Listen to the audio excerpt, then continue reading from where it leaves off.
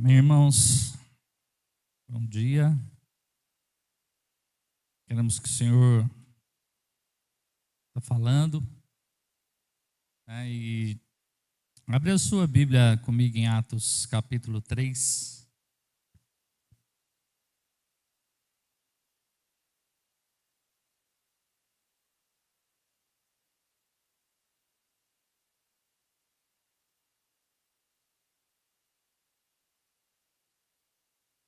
Enquanto vocês abrem, quero agradecer aqui a presença de um casal nos visitando. Hoje eu conferi, é casal. Porque às vezes tinha irmão, irmã.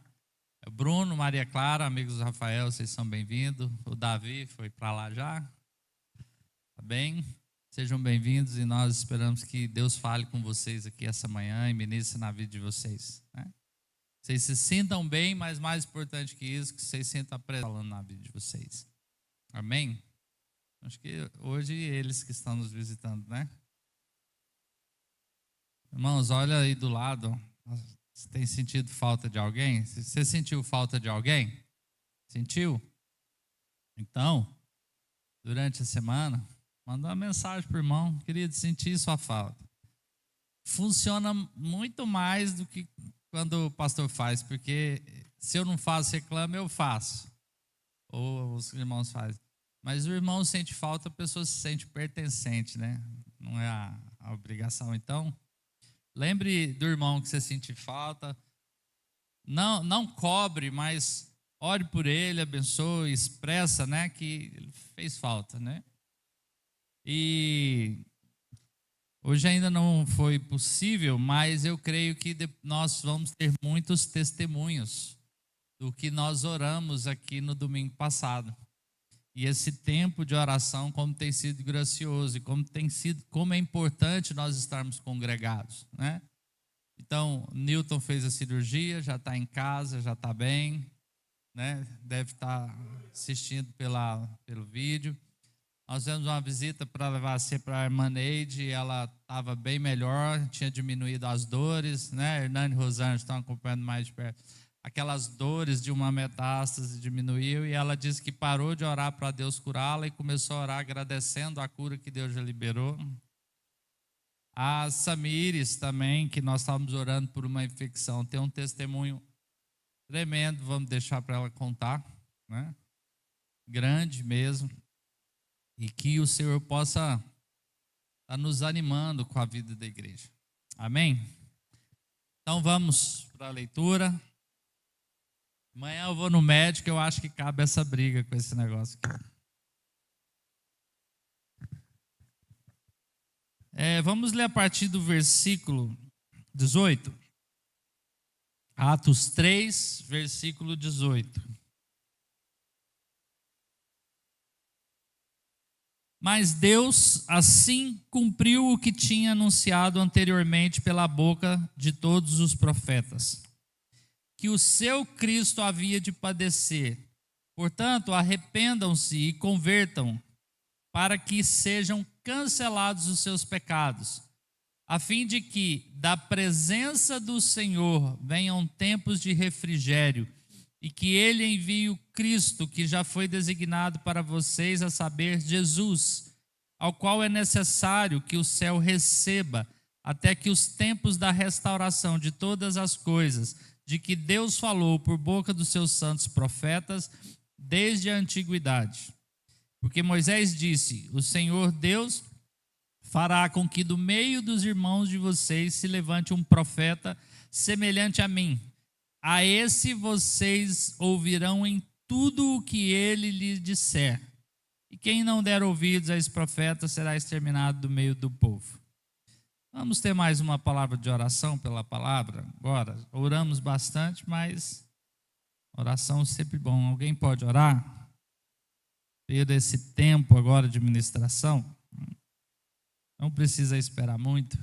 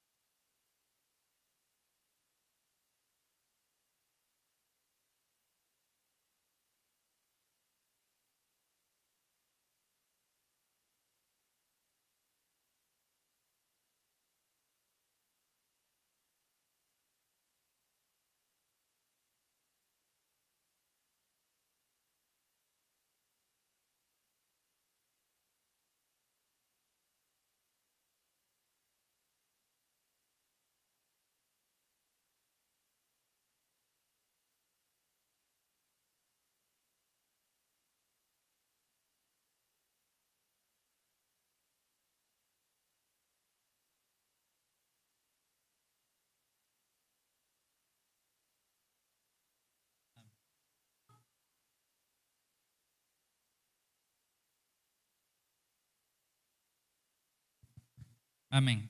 Amém, irmãos. Esse texto aqui é parte de um contexto da pregação de Pedro no templo, depois da cura de um coxo.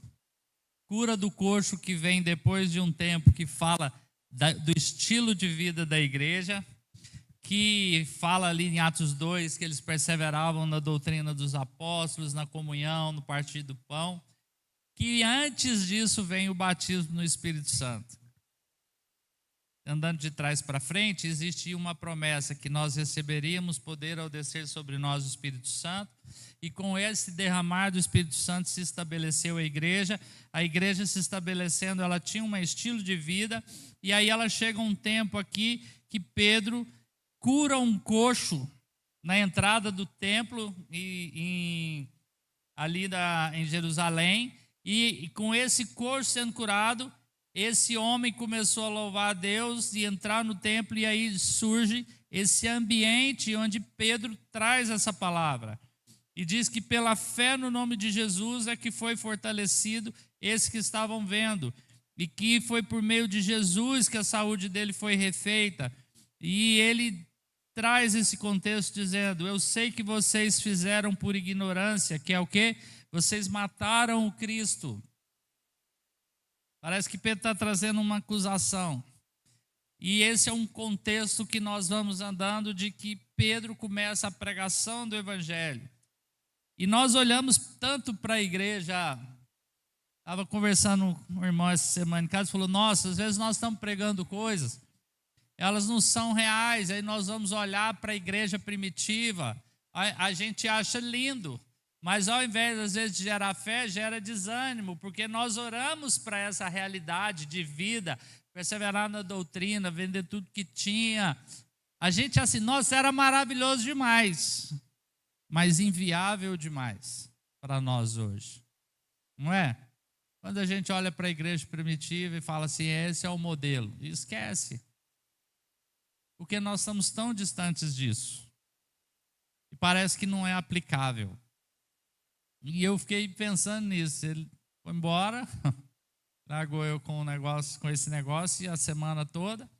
Só que quando nós vamos olhar o contexto, irmãos, Pedro, o mundo não mudou. O homem não mudou. Pedro, hoje, nós estamos num mundo cheio de violência. Essa semana nós passamos avaliando as barbáries que aconteceram aí com o assassinato do Charles Kirk, e isso vira uma baderna na cabeça, na internet, cheio de informação.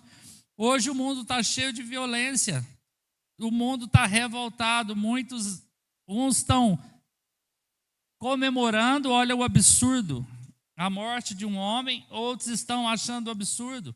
Isso é uma realidade atual. É triste você ver como alguém comemora a morte de um outro, independente do viés político. E aí a gente pega e coloca o evangelho em cima de um viés político, que aquele rapaz, ele não morreu pelo evangelho, ele morreu por causas políticas. Era um cristão, dava bons testemunhos, mas vamos pôr as coisas no lugar. Mas ele estava fazendo a diferença aí no mundo, e a questão é, alguém comemorou, alguém sofreu. Vivemos aí uma condenação, né? E eu não quero entrar no aspecto político, para uns comemorando e outros dizendo que é uma injustiça. Então nós estamos vivendo no mesmo mundo, um mundo de violência, um mundo de injustiça, um mundo de falta de sobriedade, um mundo que nós não estamos conseguindo raciocinar, não conseguimos pensar. Assim, parece que os nervos estão à flor da pele, nosso raciocínio está automático, a gente vira para um lado e está nessa realidade, e aí parece que a gente ora para os benefícios da igreja primitiva e pensa, não, lá era diferente. Não, lá não era, porque Jesus foi para a cruz e uns celebraram isso, e outros choraram. Uns pensaram, acabou esse problema desses cristãos, e os cristãos pensaram, agora é a derrota. Antes aqui no Lucas 4 diz, olha, eles estavam voltando para Emaús porque eles estavam desanimados, igual às vezes nós estamos, com tudo que estava acontecendo, e quando Jesus aparece para eles, eles dizem, nossa, Jesus morreu, o que era profeta. O que nós esperávamos que faria alguma coisa. E nós achávamos que iam acontecer. Os apóstolos foram mortos simplesmente por causa da sua fé. Um grande homem de Deus chamado Paulo que se converte, eles apedrejam um jovem por causa da fé. E a Bíblia fala que Paulo consentia, celebrava, e depois Deus o pega e o renova. Então o mundo não mudou. Talvez as ferramentas mudaram, o estilo mudou, as coisas mudaram. O mundo não mudou. E a igreja também precisa resgatar coisas que ela não poderia ter mudado. Então, nós olhamos para a história bíblica de Atos e parece que aquilo é longe, é lindo, mas é impossível. Nós não podemos romantizar. A vida lá também não era fácil. Não é? Só que o chamado de Deus continua para nós. E agora, como é que nós vamos fazer se o chamado de Deus permanece para nós, mas nós nunca vamos ser como a igreja primitiva? E aí, irmão? Ou nós podemos ser? E o que o Senhor ministrou no meu coração é que nós podemos não ter o mesmo mover da igreja primitiva. Não vejo que ela era o modelo de igreja ideal, senão Cristo já tinha voltado lá mesmo. Tinha um caminho para ser feito. Nós precisamos parar de nos encantar com as belas histórias da Bíblia, né? Como que vivia. E a gente põe isso no discurso, hein? A gente põe isso no discurso para falar, às vezes, mal da igreja, falando assim, a igreja hoje está uma bagunça, os irmãos não se preocupam comigo, porque lá na igreja era perfeito, os irmãos se preocupavam com os outros, os irmãos vendiam suas propriedades para abençoar, hoje não é assim. Não, vamos voltar o pé no chão e entender o seguinte: qual é o nosso momento e o que Deus quer fazer? Talvez Deus não quer mais que a gente viva esse aspecto. Vende tudo, entregue aos apóstolos que eles não estão aqui e sai. Nós podemos até não experimentar o mesmo mover de Deus. Mas tem uma coisa que nós temos. Nós não podemos não ter o mesmo movimento. Amém, queridos? Estou sendo claro? Está fazendo sentido para você? Eu estou olhando para a potestade que fica ali, relógio, aí parece que eu estou acelerando. Então, nós podemos não ter o mesmo mover que teve a igreja primitiva, como também nós podemos não ter o mesmo mover que houve na reforma de Lutero, no avivamento de Azusa, mas existe um movimento que Deus quer fazer para nossos dias hoje, mas nós temos a mesma essência. E que essência é essa que o texto de Atos traz para nós? Evangelho revelado e Espírito derramado. O Evangelho está revelado e o Espírito foi derramado. Então, Deus tem uma obra para fazer nos nossos dias que nós precisamos ter um choque de sobriedade, um choque de verdade do que é que Deus quer fazer através da minha e da sua vida agora, hoje e aqui, e pararmos de ficar olhando para o passado dizendo que é impossível de alcançar sem uma esperança do futuro, porque nós estamos tomados pela pressão dos nossos dias. Os altares, nós estávamos no começo da oração, Deus mostrando, os altares estão quebrados. E por que os altares estão quebrados? Por que os altares às vezes estão abandonados? Porque aos poucos nós fomos sendo roubados da nossa fé. Nós tiramos o olho de Cristo e começamos a olhar em como nós vamos resolver as circunstâncias e os problemas dessa vida. Nós tiramos o olho de Cristo e começamos a mudar o padrão do Evangelho. Nós tiramos a ideia de que eu sou pecador. Isso ofende. Eu falei isso já aqui, tem umas 3 domingos falando. Não quero me gastar muito tempo nisso, de que Deus nos chama ao arrependimento, Deus nos manda converter, Deus nos manda voltar atrás, e parece que é ofensivo, que se você chega para alguém e fala, você precisa arrepender e converter, a pessoa ficou ofendida, porque o que esse cara está pensando que ele é? O que ele acha que eu sou? mas Deus está nos chamando a uma transformação de mente. E a transformação de mente é entender que quando Deus nos chama ao arrependimento, não é uma palavra de juízo, é uma palavra de salvação, é Deus nos resgatando. Isso é graça de Deus. Arrependimento não é ficar amargurado remoendo o erro, é ter a esperança de que nós podemos ser transformados e dar frutos que agradem a Deus. Amém, queridos? Então, o que tem acontecido conosco? Nós estamos assim... arrependimento é um presente da graça de Deus. Conversão é uma oportunidade de mudar a rota. É uma obra do Espírito Santo que transforma a nossa mente e o nosso coração. Então, o que nós podemos fazer? O que nós podemos fazer para restaurar o altar, para encontrar entendimento, arrependimento? E aí... do nada, nunca tinha pensado nisso. Veio muito claro que a pergunta está errada.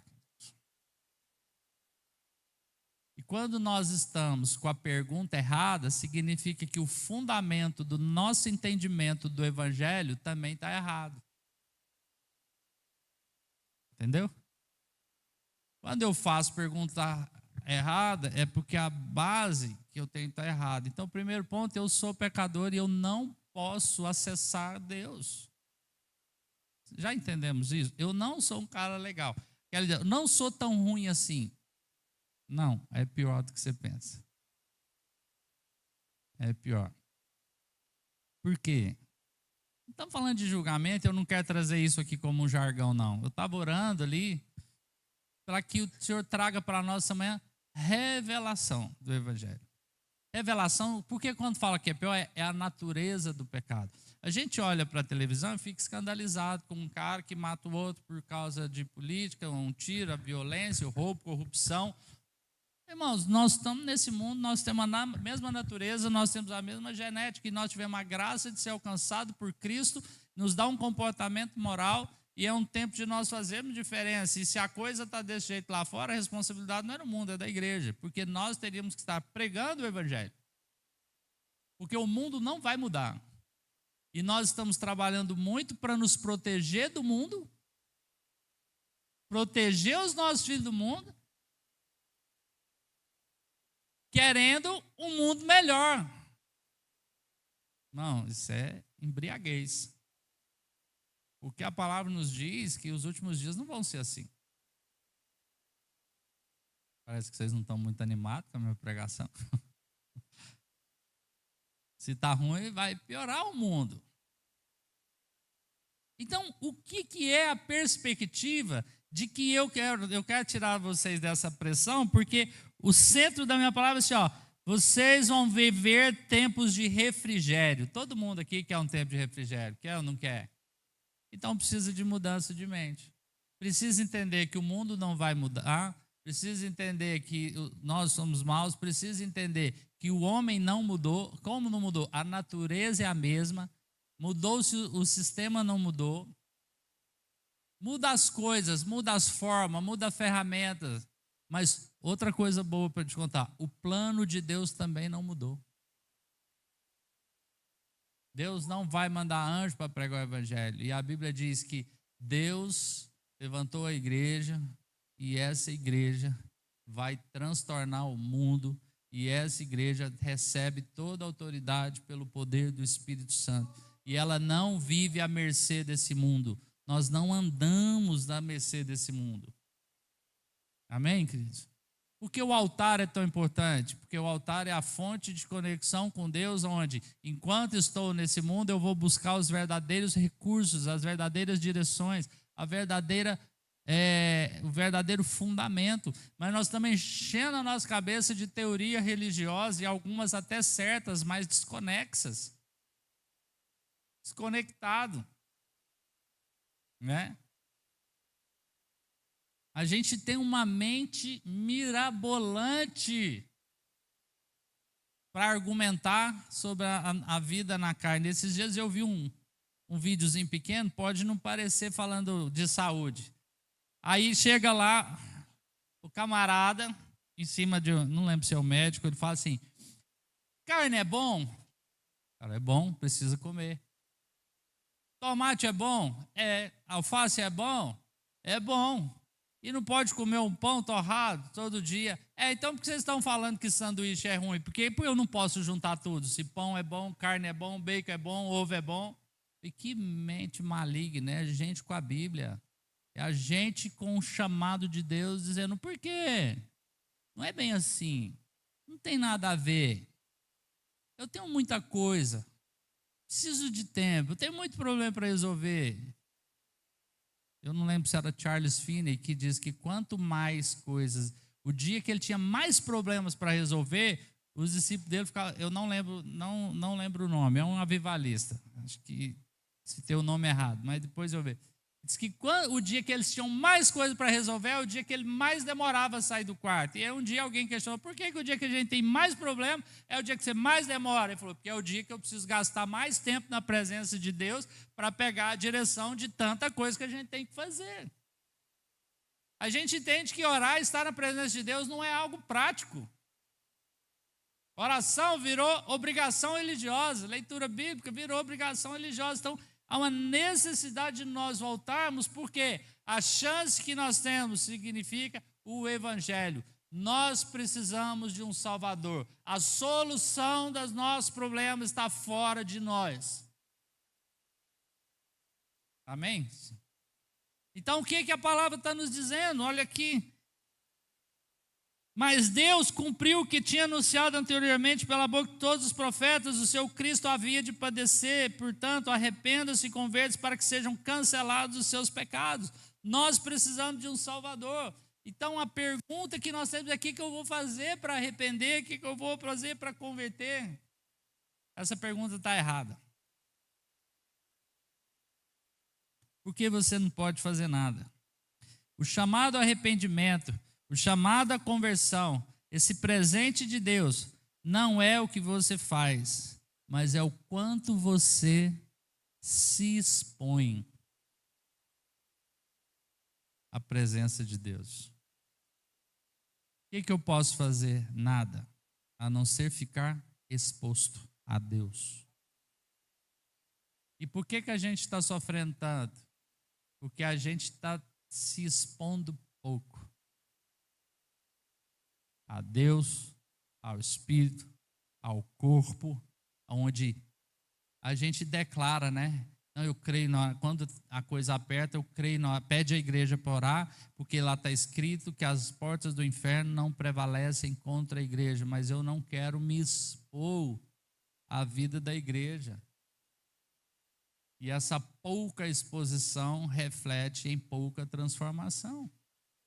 Então não é o que você faz, é o quanto você se expõe. Amém? O que é esse expor? O que eu posso fazer expor, irmão? Expor. Então o que podemos fazer hoje para nos arrepender? Expor a nossa mente à palavra de Deus, deixando que Ele nos fale o tempo inteiro.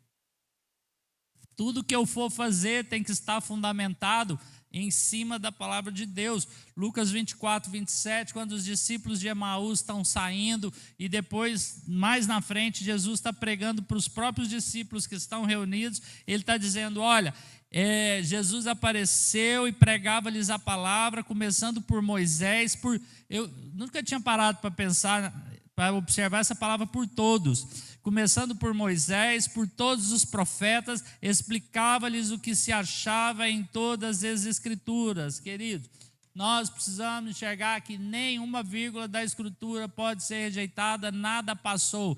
O antigo, que não é antigo, né?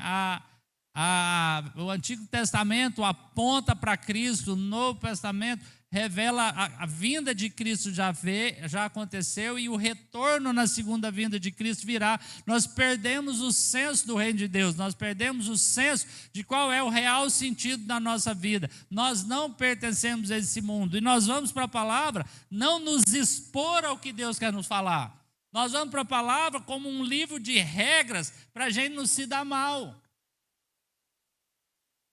Porque se eu quebrar o princípio, eu estou enrolado. É a teologia da brecha. Você deu brecha. Quem não dá brecha, querido? Se Deus fosse contar por esse lado, e aí? Você estava bem ou mal, Anselmo? A gente acorda brecha. Não estou dizendo, queridos, então vou ver lá. Não, eu tenho que vigiar. Eu estou querendo dizer que a verdade do Evangelho vai além. Que Deus providenciou o Cristo, o Salvador, aquele que nos tira de toda essa opressão. O pecado é justamente a condenação de nós vivermos nesse mundo por nossa própria conta e tentar buscar em Deus recursos para fazer a nossa vontade. E o Evangelho para de querer fazer a sua vontade, morre para você mesmo, porque existe um estilo de vida que Deus tem para você. Eu vim para que você tenha vida e vida abundante, não a sua atual, mas a dele, que ele deixou escrita e determinada antes de você nascer. Qual você acha que é a melhor? Mas a gente está ocupado demais para isso, a gente está correndo demais para isso. Tem uma potestade que chama correria, só sai com jejum e oração. A gente toma decisões baseado no dinheiro, baseado na emoção, baseado na minha afinidade com as pessoas. Se eu gosto do fulano, amém. Se eu não gosto, foi embora. 2 pesos, 2 medidas. O altar quebrado tira de nós toda a sobriedade de viver o poder das Escrituras e deixa mascarado que essa estrutura está sendo quebrada. Então eu estou cumprindo regras, achando que estou exposto à palavra. Estou conseguindo alcançá-lo, querido? Amém? Então o que está acontecendo? Nós precisamos nos expor a Deus, nos expondo à palavra. É a palavra que é lançada sobre nós, ela entra na nossa mente, é ela que nos transforma. Mas o que nós fazemos hoje, nós usamos a palavra para entrar em guerra ideológica, guerra teológica, para fazer palanque de coisas que não são o que Deus está nos chamando. Nós usamos a palavra para fazer guerra contra esposo, contra pessoas. A gente recebe, às vezes, já falei aqui, a gente recebe ligação e fala, Juliano, o quê? A Bíblia diz, né? Quando alguém liga e fala a Bíblia diz, eu falo, Deus me livra do laço do passarinheiro, da peste perniciosa, do laço que está vindo. Geralmente alguém quer uma arma para combater o circunciso filisteu que mora junto com ele, que dorme com ele. Na cabeça dele, porque ele é santo, né? Irmãos, é um tempo de voltarmos. Arrepender é voltar. Então, o que você tem que fazer? Aparentemente nada. Tem que ficar exposto à palavra. Se exponha à palavra de Deus. Tem que ficar exposto a Deus através da oração. Às vezes, parece, o Carlos estava falando ali no começo, parece que tem um tédio, tem uma sequidão. O Senhor muda meu coração, não consigo andar, não consigo dar os passos sozinho, rasgo o coração diante de Deus, para de orar politicamente correto, coloca verdade, se exponha. O nosso problema hoje é que a natureza do pecado nos deixou com dor. O que foi as consequências do pecado? Nossa vida hoje, pecado na nossa vida só tem 2 consequências, sabia? Tem uma, né? Vai para o inferno. Mas no nosso estilo de vida, 2 coisas: vergonha e medo. Senti sua presença no jardim, me escondi, porque eu estava com medo. A nossa vida hoje, o nosso problema hoje, se você for enxugando, isso aí vai ramificando, mas se a gente for enxugando, a maioria dos nossos problemas é isso. Eu tenho vergonha de me expor, o que os outros vão pensar, como vão me julgar, o que vão falar de mim, o que vai achar que eu sou. E medo.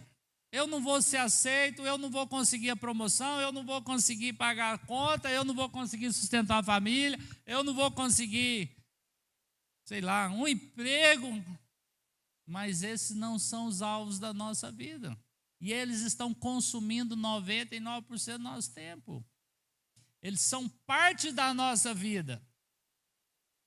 O diabo, quando entra com o pecado, ele propõe inversão. Deus fala, você é a imagem de Deus, então você vai fazer aquilo que eu te criei para fazer. você vai ter uma vocação. Você vai trabalhar muito, porque você vai cultivar o jardim, você vai guardar o jardim, você vai dominar a terra, você vai sujeitar a terra, você vai dar nome para esses animais. Tinha muito trabalho, o problema não é o trabalho. O problema é a fonte que nós estamos conectados. Por isso que eu achei interessante no começo, quando a Valéria teve uma visão e veio e começou a orar sobre o altar, ele quieto, foi igual me enroscou com essa palavra. O que eu vou pregar? Mas é o que o Senhor está querendo trazer. O altar é a parte da conexão com a fonte, não é para que as coisas mudem, é para que a gente mude. Mas eu quero que os outros mudem, eu quero que as coisas mudem, eu quero que o emprego mude, eu quero que o mundo mude. Sabe o que é isso? É a síndrome de Adão, que acha que é Deus, que tudo vai girar ao meu redor. Não. Deus está nos chamando a uma novidade de vida. Uma novidade de vida leve, gloriosa, poderosa, não refém dessas coisas, não refém do dinheiro, não refém do trabalho, mas isso são ferramentas para a glória de Deus. Ferramentas. E não Deus. Então, o que eu preciso fazer? Me expor à palavra, me expor em oração, me expor na presença de Deus. Jesus é o sol da justiça. Está com falta de vitamina D, você vai lá para o sol, você fica tentando catar a vitamina D lá no sol. O que você faz, irmão? Você fica exposto. E tem que ficar sem roupa. Vulnerável diante de Deus. Se expor. E às vezes eu falo da mente. Se expor abandonando os argumentos. Se expor abandonando as defesas emocionais. Se expor, rompe com o pecado, custe o que custar.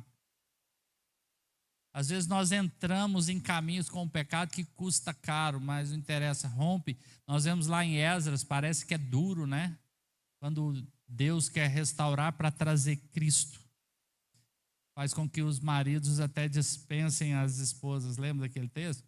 Mas é crueldade de Deus. Não, foi pecado dos homens que quebrou a palavra. E se eu quero entrar em Deus, eu tenho que voltar. E não é tomar decisão radical em cima do que a religião te diz, em cima do que Deus te fala. Mas como Deus vai nos falar se o altar está quebrado? Como Deus vai nos falar se nós não estamos expostos a Ele?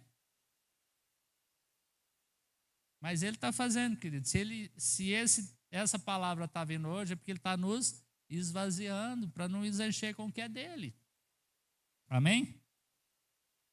Então o que ele fala? Da centralidade de Cristo. Hoje, sem perceber, nós temos colocado outras coisas no centro da nossa vida. Trabalho, emprego, dinheiro, família, política, ideologia, poder das figuras. Hoje a política quebra famílias, a política divide famílias, dinheiro gera divórcio, dinheiro cria guerra entre os irmãos, herança é um negócio maldito que é impressionante.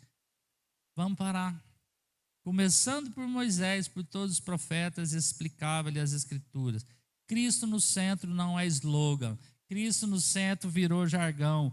Cristo no centro virou um mantra. Mas isso é uma direção. Isso é um fundamento. Quando Cristo realmente é centro, as coisas vão mudar. Dan Juster, que é um teólogo mestre, né, messiânico, ele diz que Jesus ele é o fundamento, ele é o fio que rege e ao mesmo tempo o fio que costura toda a história. Quando perdemos Jesus de vista, nós vivemos fragmentados em pequenos pedaços e aí a fé não faz sentido. A fé não faz sentido. Porque nós estamos não expostos a Cristo, expostos à regra. Quer ver um negócio que é interessante? Fé. Tem gente que não tem fé em Deus. Lá em Hebreus fala que um dos fundamentos é fé em Deus. Tem gente que ora horas, mas ele não tem fé em Deus. E as coisas não acontecem. Tem gente que está orando anos. Por quê? Porque ele não está com fé em Deus. Ele está com fé na Oração. Eu estou orando, Deus vai ter que fazer. Eu estou fazendo, Deus vai ter que me dar. Eu estou sendo fiel no dízimo da oferta, Deus vai ter que me prosperar. Eu continuo com fé em mim, no que eu faço. E a gente tem que ser liberto disso e que o Espírito traga a revelação para nós. Eu estava orando, falando, Deus, está muito difícil a gente ter que pregar, porque parece que a gente não tem uma resposta clara, porque a gente só consegue acusar do que não tem. Só corre e nos dá um caminho para começar de algo que a gente tem. Porque está muito difícil enxergar aquilo que é celeste. Porque a gente está muito tomado para essas coisas. Então, irmãos, um exemplo prático, pensando aqui no culto, né? Lembrando a nossa semana ali com a Rebeca, com os meninos ensaiando. E eu lembro que eles tinham assim era um terror. Quando acaba a palavra, qual é a música certa? Não tem a ver com a música, tem a ver com Cristo ser exaltado. Não tem a música certa, tem Cristo sendo exaltado. As músicas hoje são para eu me sentir bem. Não, a música é para Cristo ser exaltado. E às vezes a gente percebe que, assim, crente velho, pastor, tem hora que eu acho que a gente não é filho de Deus, não, né? A gente fica julgando tudo. A música é para. As músicas estão sendo preparadas para mim. E aí a gente está no louvor, quando você entra só numa música exaltação, Cristo, tudo. Parece que vem aquele difícil, aí a gente entra assim, no Deus me ama, aí a gente se derrama.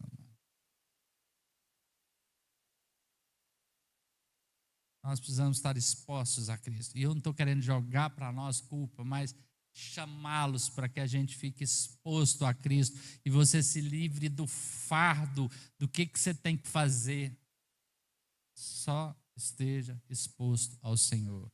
Só esteja atento ao que Ele fala. Deus me falou um negócio, mas eu não consigo obedecer. Eu preciso obedecer, Espírito Santo, socorro, com gemidos inexprimíveis, com poder que vem do alto, mas eu quero andar na sua vontade. Mas não dá. Vida, queridos, relação, proximidade com um Deus que não é um Deus que é muito severo, e Ele que não é um Deus informal, institucional, religioso, mas é um Deus que é Pai, que é um Deus relacional, que nós podemos entrar na presença dEle, um Deus que não tem problema emocional quando você rasga o coração, né? A gente vê isso Davi chegava para Deus e brigava com Deus, depois fala, Deus, espera aí, considera aí, Deus, estava meio nervoso, usa da sua misericórdia, me perdoa, né? E olha para a minha causa. Mas antes disso, tinha falado, Deus, você não está vendo o que as coisas estão acontecendo, não? Olha o que o inimigo está fazendo. As orações de Davi eram abusadas. Fura o olho dele, quebra o braço dele, explode aquele camarada. Falou, não, Deus, perdoa, agora já desabafei. Socorre-me. O que eu não quero é viver governado por esse mundo. O que eu não quero é viver refém de ferramentas que o Senhor me deu para glorificar o seu nome, como se ela fosse a fonte da solução dos meus problemas. Não é. A nossa pouca exposição. Se você ficar exposto a uma bactéria, você está infeccionado e pode morrer. Se você está exposto a uma radiação, você não faz nada, mas ela pode matar. Se você ficar exposto ao poder de Deus, você não vai fazer muita coisa, mas Ele vai te transformar. E a presença de Deus transforma. A presença de Deus glorifica. E é isso que nós precisamos. O quê? Da presença de Deus. Aí nós achamos o lugar de refrigério. A vida no Espírito não é um acessório do culto, não é uma ferramenta de movimento, não é a ferramenta de mover excepcional. A vida no Espírito é a única saída para que nós possamos viver a igreja no mundo quebrado de hoje. Não é uma experiência mística isolada. A vida no Espírito é poder real para testemunhar, para amar, para servir, para ter paz em meio à confusão desse mundo que continua o mesmo. Você pensa assim, nossa, as coisas hoje estão muito terríveis. Não, na época de Roma era muito terrível também. O cristianismo trouxe um refrigério ao mundo, criando uma nossa civilização que veio para a justiça. Sabia? O que trouxe justiça ao mundo foi Cristo. Porque antes, quando você vê Roma, você estuda a história, era barbárie. Não tinha lei, não tinha justiça. O rei ficava nervoso, mandava te mandar, ele era a lei. A ordem veio com Cristo. Então nós temos tudo que é Ele. Qual que é o ponto de partida para nós? Qual que é o ponto? Senhor, enche-me com teu Espírito. Que refrigério é esse? Em Cristo, arrependimento, cancelados os seus pecados. Irmão, mas é bom, não é? Já pensou? Uma coisa tremenda é a convicção de que seus pecados estão cancelados, não tem nada que te condene e eu posso entrar na presença de Deus. Essa semana eu achei interessante, acho que foi o Pedro, né, Pedro? Cheguei e falei, rapaz, eu preciso falar com você. Aí ele, estava aqui no ensaio. E aí eu vi que ele ficou incomodado. Falei, moço, vem cá. É coisa boa, ensaio é tranquilo. Aí ele olhou, eu acho que eu não estou devendo nada, mas eu não vou conseguir nem ensaiar. Porque assim, o que eu fiz, né? Aí ele vai me matar, ainda mais, olha que assim, tem que quebrar isso. O pastor, para com isso. Aí eu falei, vem cá, Pedro, deixa eu te falar o que é que eu preciso com você, porque aí depois eu te dou as direções. É isso, isso, isso, isso. Aí ele voltou, tipo, não, agora eu consigo ensaiar, né, Pedro? Então, irmãos, às vezes tem situações que a gente está com tanto problema para resolver, já teve vezes que a gente estava com tanto problema, porque acho que eu ligava para o cara ligava, quando a gente viu o telefone, a gente até gelava. Seus pecados estão cancelados. Estou livre em Cristo. Não há mal nenhum que me condene. Mas você errou. Irmão, me perdoa, eu errei, eu estou livre. Porque nós somos libertos pelo sangue do Cordeiro de Deus, que tira o pecado do mundo. E isso traz refrigério. Só que o texto traz um detalhe para nós. A fim de que da presença do Senhor, algum texto é pela presença do Senhor, venham tempos de refrigério, que ele envia o Cristo que já foi designado a saber para você, a Jesus, o qual é necessário que o céu receba até os tempos da restauração de todas as coisas. O ponto de partida, queridos, é que o mesmo Cristo que salva é o mesmo Cristo que nos consola. O ponto de partida, então, agora, é nós não esperarmos que o mundo mude, que as coisas mudem, que a mulher mude, que o dinheiro entre, mas o ponto de partida é buscar com todo o anseio do Senhor a presença do Senhor que refrigera a alma. Essa é a essência da fé. Eu preciso da presença do Senhor, porque eu tenho uma bênção já recebida, eu fui salvo, eu tenho um poder habitando dentro de mim, a presença do Espírito Santo. Nós esquecemos disso, nós perdemos a fé nisso, isso perdeu o sentido. Isso é a realidade, isso é um fato. E a gente está com, não sei se é o diabo, se é a carne, que troço que é, que de alguma forma mentiu para nós, convencendo que nós não somos dignos ainda disso, porque Deus é grande demais, é responsabilidade demais, e nós estamos desonrando Deus que nos salvou e o Espírito que já habita em nós. Ele está aí, Ele quer mover, Ele quer sair. E nós estamos presos e que o Espírito de alguma forma faça o milagre de eu pregar e ele convencer e mover na vida de vocês. Me liberte de querer convencer você ou fazer a obra que não é nossa. Nossa obra é pregar.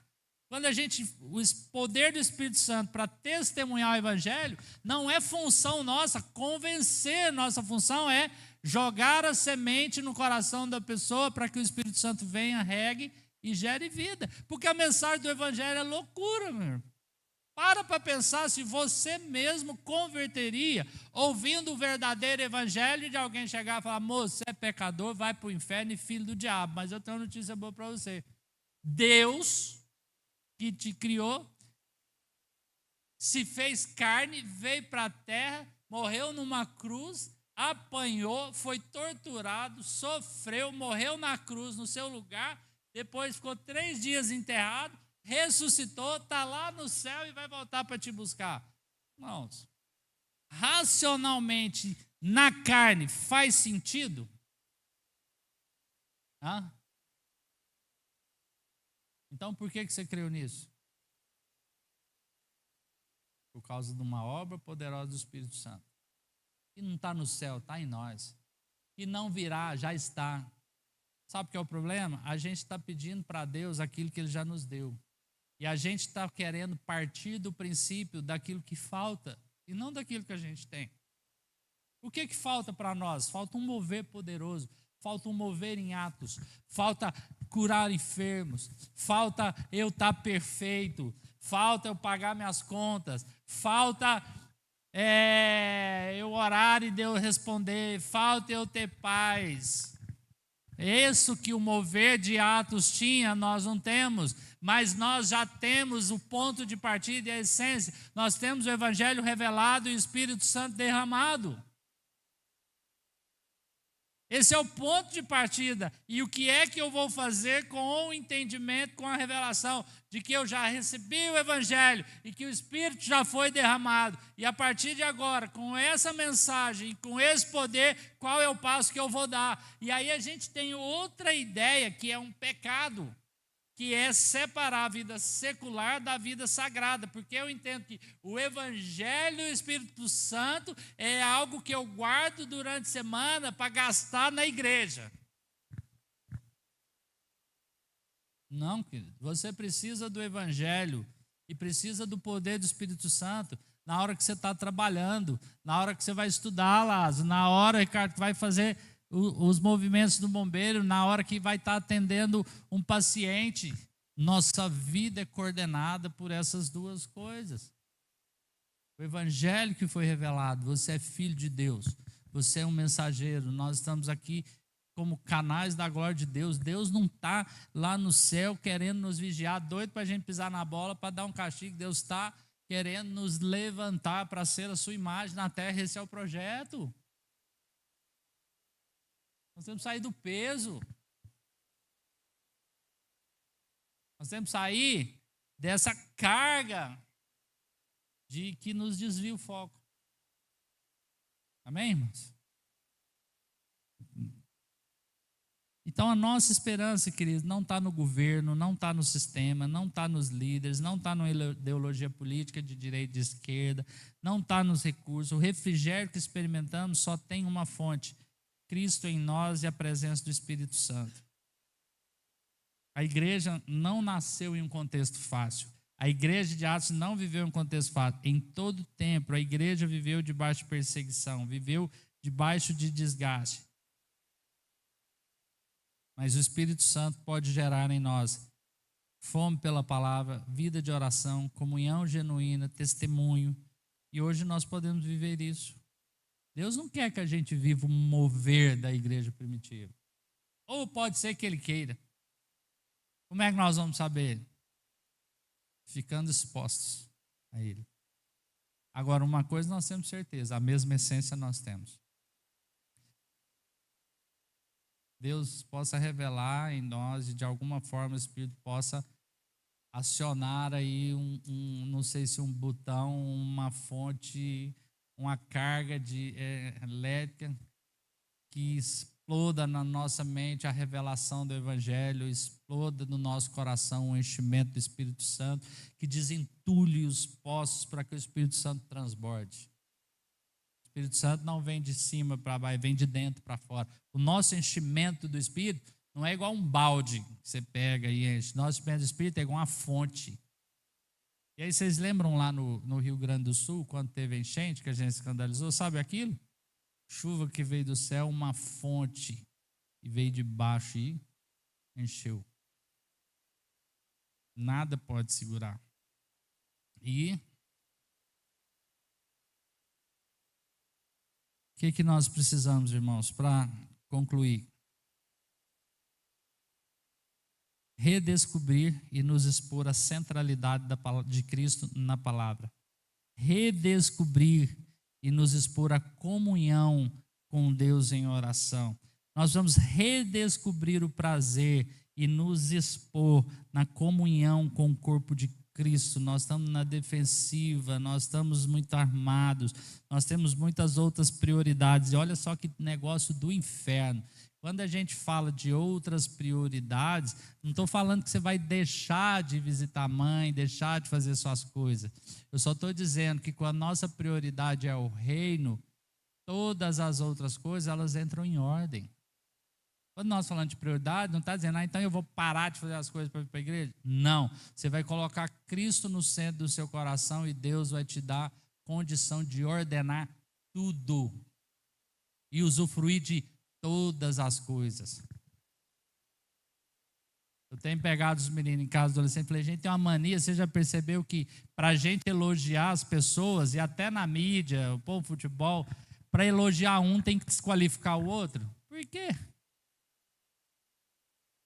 Porque se você é diferente de mim, eu sou bom, você é ruim, você é bom, é ruim. Não, tem irmão que é só diferente.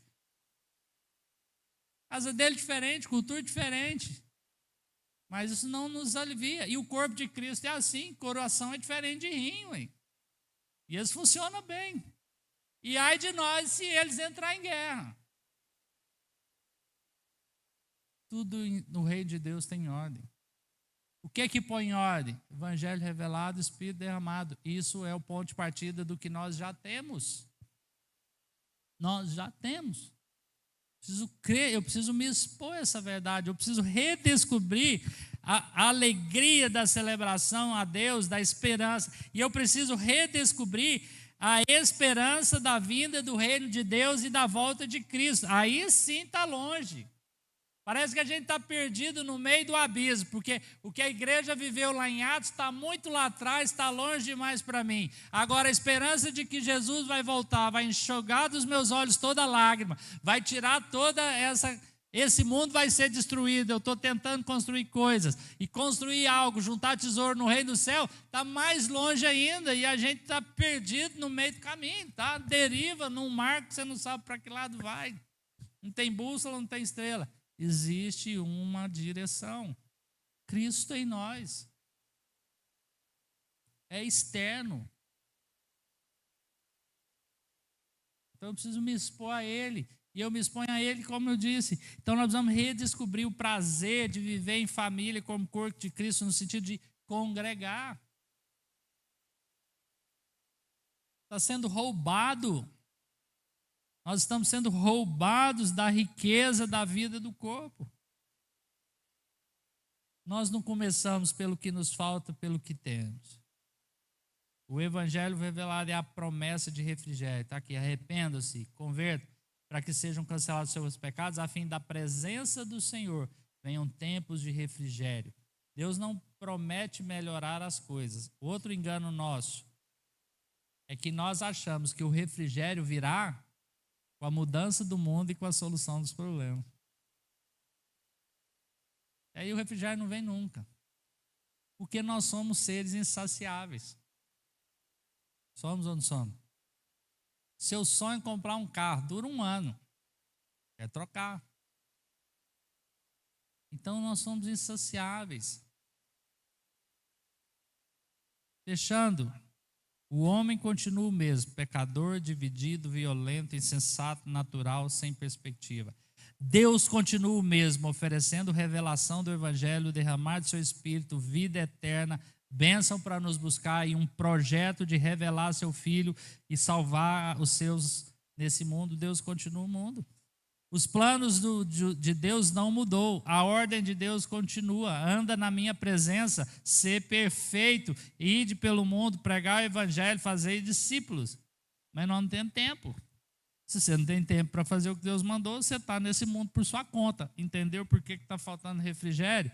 E aí eu preciso restaurar o altar para fazer esses ajustes. A fé, irmãos, não é fantasia, não é utopia.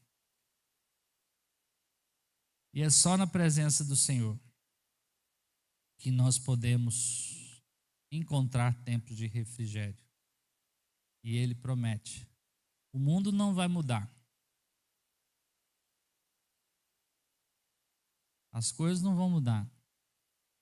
Mas a presença de Deus vai nos dar poder para viver aqui.